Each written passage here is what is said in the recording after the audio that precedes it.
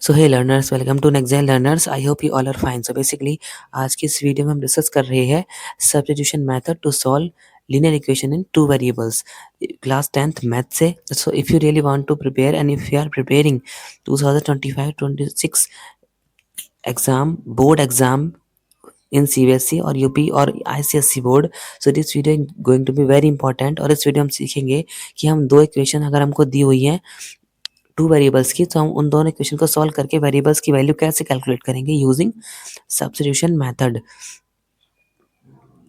So now as you can see two variables, मैंने यहाँ पर इक्वेशन लिखी हुई है, solve for x and y using substitution method. हमको दो इक्वेशन दी हुई है और हमको एक्स वाई के लिए सॉल्व करना है और हमें यूज़ करना है सब्स्टिट्यूशन मेथड. यहाँ पर एक इक्वेशन हमारे दी हुई है 0.4x minus 1.5y is equal to 6.5 और दूसरी दी हुई है 0.3x plus 0.2y is equal to 0.9. तो if you are studying in CBSE, UP और ICSE बोर्ड, this video is going to be very important to all of you. So make sure stay with me till the end of this video. Now as you can see यहाँ पर point लगा हुआ है. सो एक method तो हमारा ये है कि हम इस दोनों इक्वेशन को पॉइंट की हेल्प से ही सॉल्व करें. But as you are studying in 10th class और 10th क्लास के स्टूडेंट को ये इशू रहता है कि उनको डेसिमल मीन्स पॉइंट्स की कैलकुलेशन इजीली नहीं होती और होती है तो उसमें मिस्टेक होती है. तो इसका सॉल्यूशन ये है कि हम इन दोनों इक्वेशन को ही 10 से मल्टीप्लाई कर लें. 10 से क्यों? क्योंकि हमारा पॉइंट जो है वो 1 नंबर के बाद लगा हुआ है. सो अगर हम 10 से मल्टीप्लाई करेंगे तो बेसिकली हम उस पॉइंट को नेगलेक्ट या उस पॉइंट को हम हटा रिमूव कर सकते हैं. तो मैं यहाँ पे लिख रहा हूँ मल्टीप्लाइंग ईच ऑफ इक्वेशन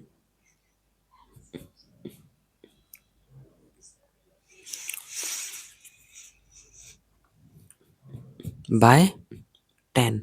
हमें इन दोनों इक्वेशन में 10 की मल्टीप्लाई करनी है. सो 10 की मल्टीप्लाई करने के बाद हमको जो फाइनल इक्वेशन दो मिलेंगी वो होंगी 0.4 में हम 10 की मल्टीप्लाई करेंगे सो इससे रह जाएगा 4x माइनस 1.5 में करेंगे तो हो जाएगा 15y इज इक्वल टू 6.5 में जब हम 10 की मल्टीप्लाई करेंगे तो हो जाएगा 65.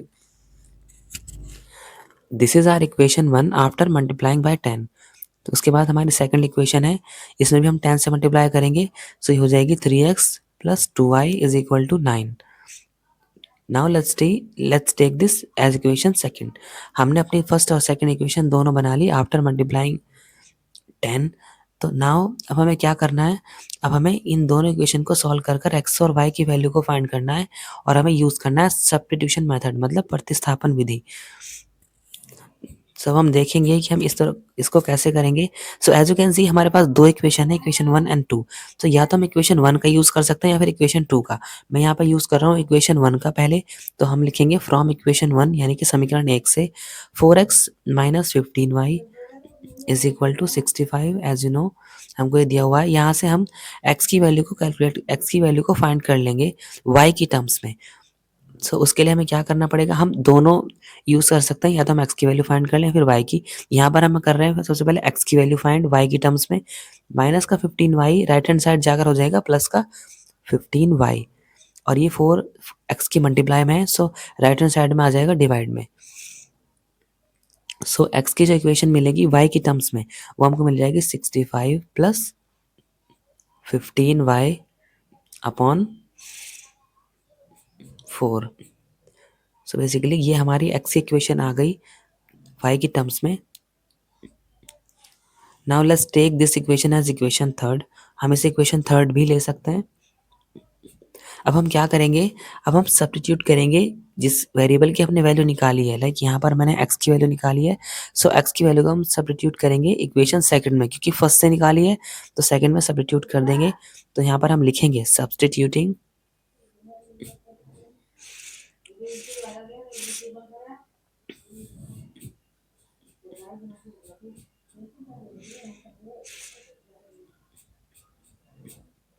the value of x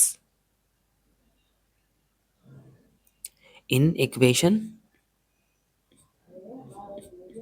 second.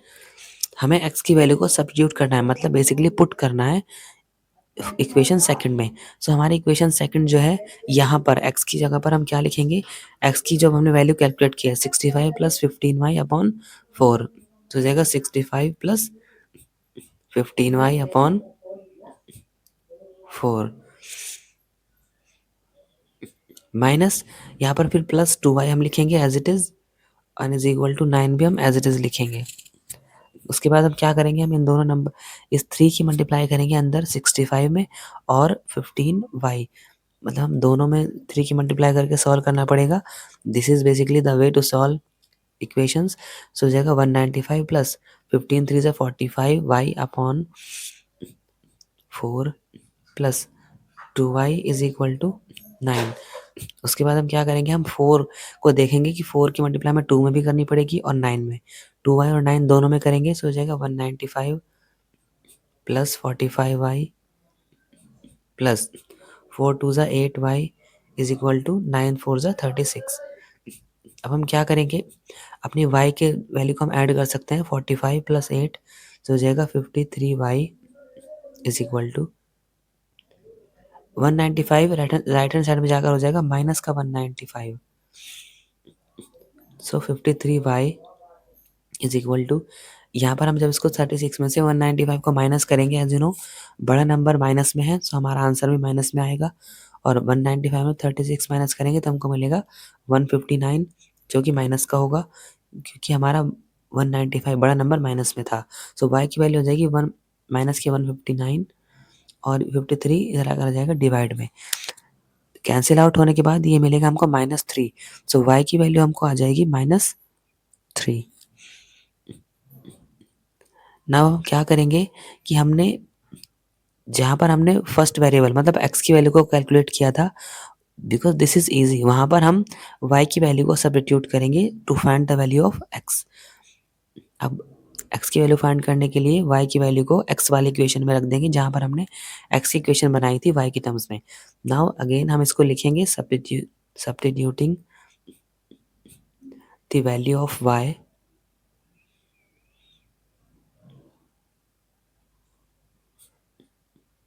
In equation third.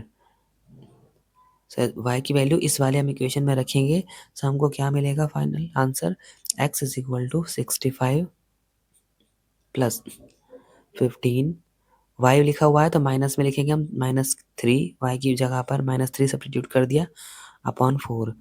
उसके बाद हम x की वैल्यू को फाइंड करेंगे, सो x इज इक्वल टू होगा 65 प्लस माइनस माइनस हो जाएगा 15 3 ज़ा 45 अपॉन 4। तो यहाँ से x की वैल्यू हमको मिलेगी 20/4 और 4 से हम जब इसको डिवाइड करेंगे तो हमको मिलेगा x is equal to 5। Now as you can see कि हमारी y x और y दोनों की वैल्यू हम कैलकुलेट कर चुके हैं यूजिंग सब्स्टिट्यूशन मेथड, प्रतिस्थापन विधि से। So this is how we can solve two linear equation in two variables using substitution method. Its solution. And that's it for today's video. I hope you enjoy this video, and if you really like this video, so don't forget to like, share and subscribe next gen learners. आगे आने वाले video हम discuss करेंगे most important questions. Till then you can practice this and you can learn this. Thank you so much. Learning made easy, one class at a time. If this helped you today, stay connected. More smart learning is just a click away. And don't forget to like, share, and subscribe. Next Gen Learners. See you in the next one. Bye.